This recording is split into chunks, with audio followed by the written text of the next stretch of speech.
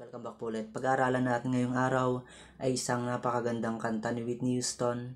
I have nothing yung pamagat niya. Okay, maglalagay tayo ng kapo guys sa ikalawang fret. Kasi mamaya instead na mag-change chord tayo o kaya transpose sa last chorus niya, hindi na natin gagawin yun. Ang gagawin na lang natin, di ba dun sa last chorus ng I have nothing ay mag-change key na siya, tumaas na yung last chorus niya. Ang gagawin natin, ililipat lang natin itong kapo mamaya dito sa pangatlong fret. Dito lang naman sa tabi niya. Bali nasa second fret itong kapo. Okay?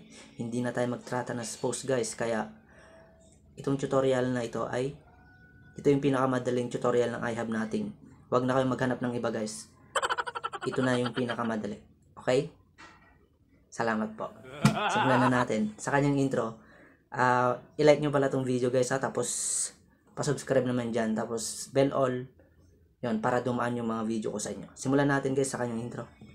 Ganito, tsagain natin guys ha, kahit sa intro man lang, madali lang to. Okay, take 2, isa pa.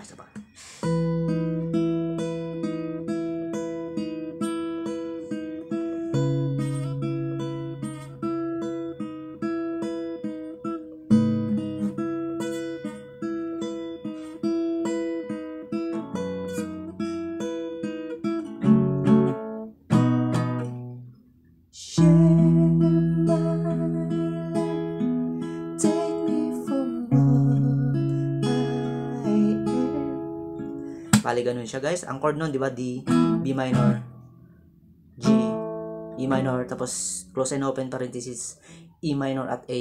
Bali yung nakakulong na chord na dalawa na yan guys. Dalawang bagsakan lang, ganito. Yun. Kaya ako kinulong yun guys ha. Yun lang yung hindi plucking dyan sa intro. Tapos yung iba, pluckingin natin. Una, yung D muna, okay? Itong pinky finger nyo, lagay nyo dito sa ikalimang fret. First string. Tapos ito namang hintuturo nyo, second string, second fret. Ganyan. Bali ganito yung i-emphasize nating tunog guys. Okay? Pero dapat, bago yon, isasabay muna nating kalabitin yung bass ng D. Ano ba yung bass ng D? Fourth string yon. Bali magsasabay dyan yung 4 at 1 string. First string at fourth string. Okay? Kalabit. Yon. Then, ganito.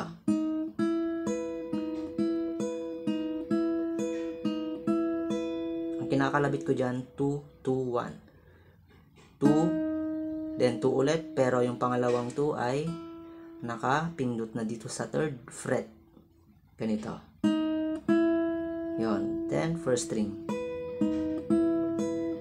Okay, ulitin natin. Fourth at first string magkasabay. 2, 2, 1, 2, 2, 1, 2, 2. Then, change chord. Bali, bass lang yung babaguhin natin dito, guys. Ililipat nyo lang dun sa bass ng B minor. Fifth string, second fret. Balang ginawa ko dyan, guys. Binar ko na lang na ganyan. Inipit ko na lang sa second fret para mapindot dyan yung 5th at second string. Dapat nakadiin yan guys ha. Okay, sabay yung 5th at first string. Okay, then same pattern, ganun ulit. 2, 2, 1, 2, 2, 1, 2, 2. Change chord, patungong G. Yan. Siyempre, pipindutin natin yung bass ng G. 6th string, 3rd fret. Sabay yung 6 at 1. Okay, then, ganun ulit ang gagawin.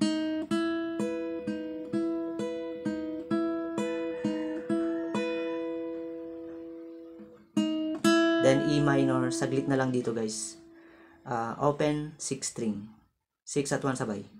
2, 2, 1, 2, 2. Then, E minor at A. Tigda dalawang bagsak. Ganun siya, guys. Ulitin natin, guys. Dahan-dahanin muna natin siya.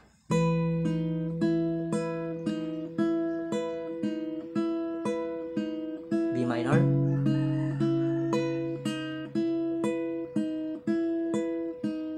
G.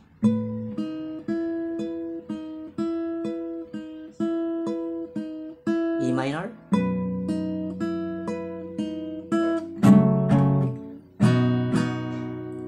Yon. Sanayin nyo yun, guys, ha. Napakaganda kasi kung matutunan nyo yan bago pumasok sa kanyang verse. Okay. Pakita natin. D, B minor, G, A sus is 4, A sustain. Pareho yan. Patungong A. Yung A sustain, guys, ha. Naka-A yan, di ba? Itong ring finger ko lang, nilagay ko lang dito sa 3rd fret, 2nd string. Ganyan yung A sustain o kaya A sus 4. Then mabilis ka lang mag-A dito. Then F sharp minor. Tapos sa huli, di ba nakakulong ulit yung E minor at A? Buntot lang yan. Okay, pakita natin. Share my life, take me for what I am, 'cause I'll never change. A sus.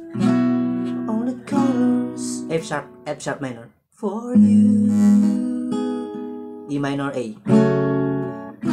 Okay. Bale, play-knocking ko lang dito sa D, B minor at G, guys. Ang pag-pluck ko dito sa D ay 4, 3, 2, 1, 3, 2, 1, 3, 2, 1, 3, 2. Then, lipat B minor. 5, 3, 2, 1, 3, 2, 1, 3, 2, 1. Then G, 6, 3, 2, 1. Then A sus 4, istramin mo. Patungong A. Patungong F sharp minor. 6, 3, 2, 1, 3, 2. E minor at A.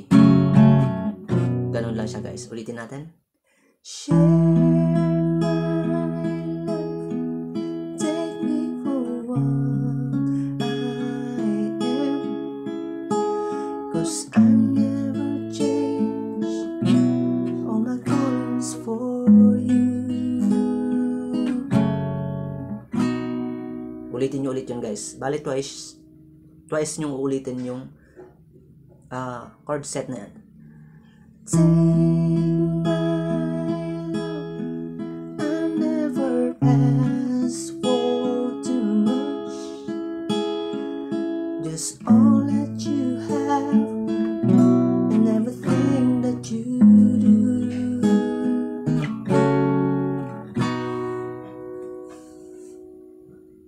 Yan, ganun lang yung verse na, guys. Then, magpo-proceed tayo sa kanyang refrain.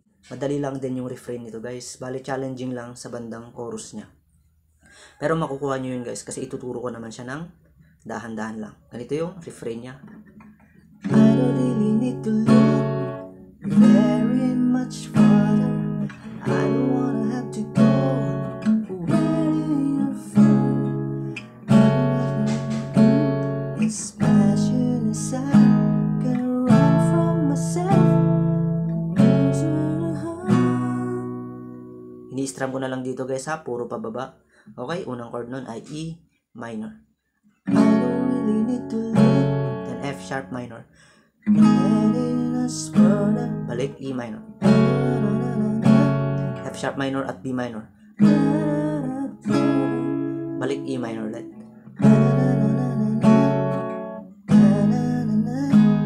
G, E minor, A. Ganun lang kadali yung refrain na, guys. Okay, isa pa. Last na, guys. Tapos tutungo tayo ng refrain. Ay, chorus. I really need to look very much guys, pero kuwang-kuha natin yan pag itinuro na natin sa inyo. Makukuha nyo na. B flat major 7. Okay, tuturo natin. Ipitin nyo yung first fret. Yan. Ang bass natin dyan, syempre yung 5th string bass ng B flat. Okay, itong hinlilit nyo naman dito sa 2nd string, 3rd fret. Tapos itong ring finger nyo, 4th string, 3rd fret din. Tapos itong middle finger nyo, 3rd string, 2nd fret. Yan.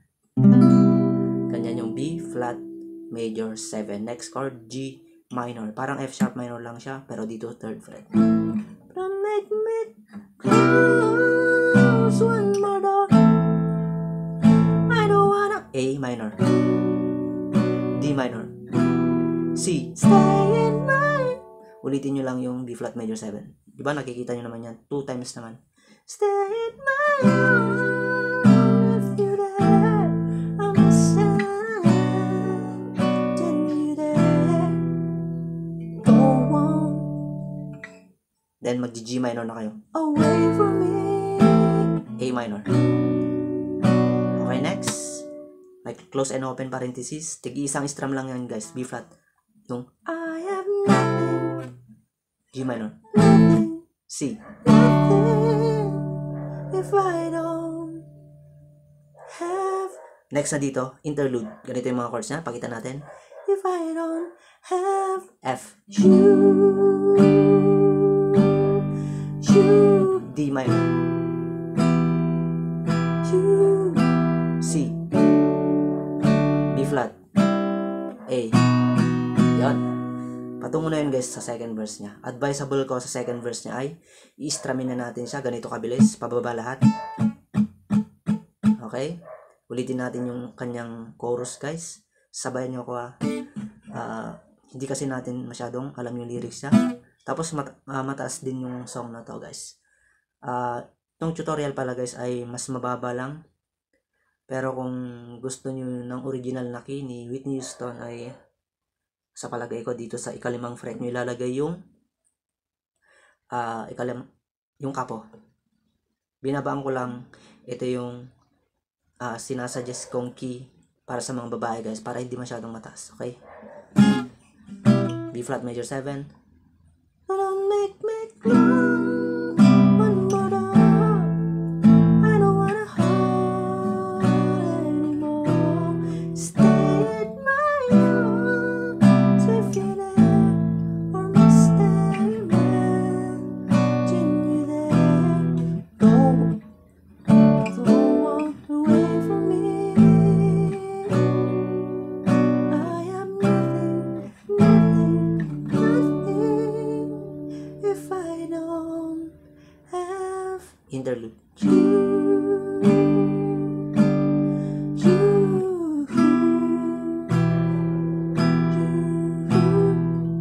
C. B flat. A. Next, second verse. Strum na. Balik lang sa mga chords sa unang verse kanina.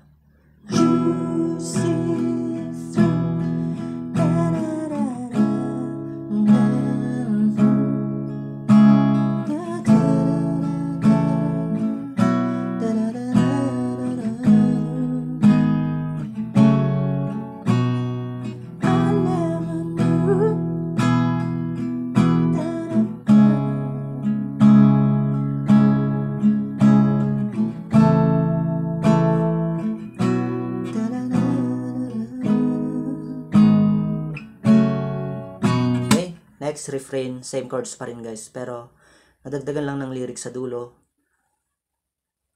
Pero same chords pa rin. Papaliwanag ko yan.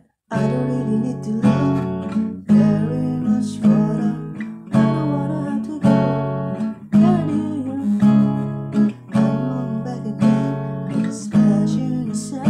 I can run from myself. There's nowhere to hide. Ito na yung naidagdag na lyrics, yung your love can remember forever. Yun. Ang ginagawa ko lang dun guys ay nagtatagal lang siya sa chord ng A. Mag-A lang kayo dun. Your love can remember forever. Ganon. Okay? Nagets nyo ba? Then, chorus ulit. But don't make me close another. I don't wanna hold anymore. Stay in my arms if you're there. I must stand back, gently there. Don't walk away from me.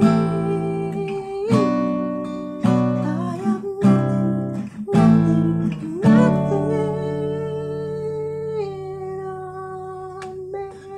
make me.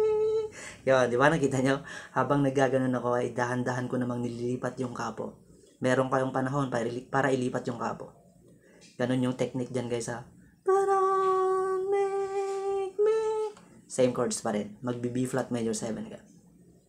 Tumas na siya ng half note. Okay? Don't make me lost.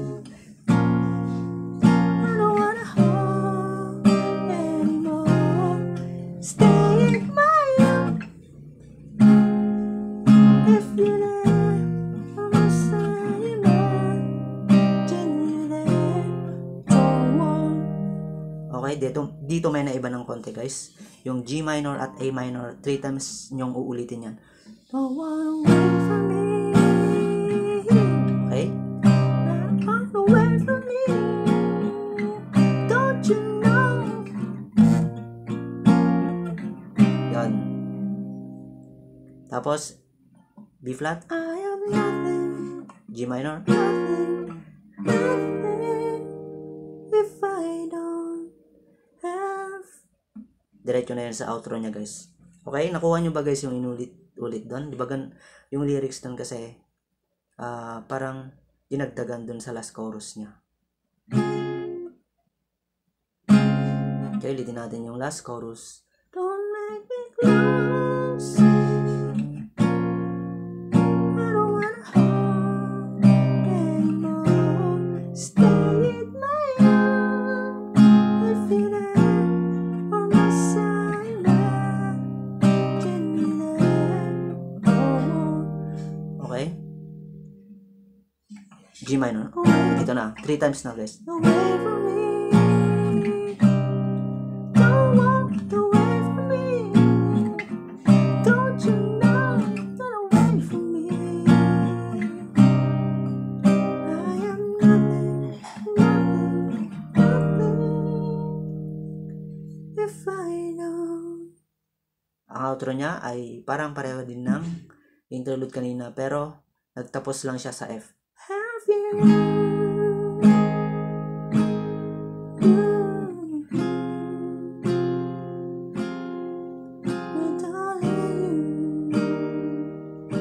B flat, then F. Yan, bumagsak sa F guys ha.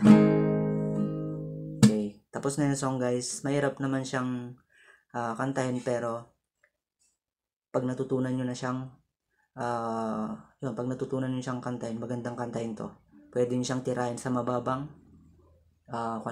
mababang tono lang. Kung gusto nyo mas mababa pa sa tinuro ko, ilipat nyo lang tong kapo sa first fret. Kanina second fret, di ba? O kaya kung gusto nyo mas mababa pa, alisin nyo na tong kapo. Pero kailangan natin ng kapo guys para sa lipat kapo. Yun ang technique dyan. Okay? Yun lang guys, salamat po. Bye-bye.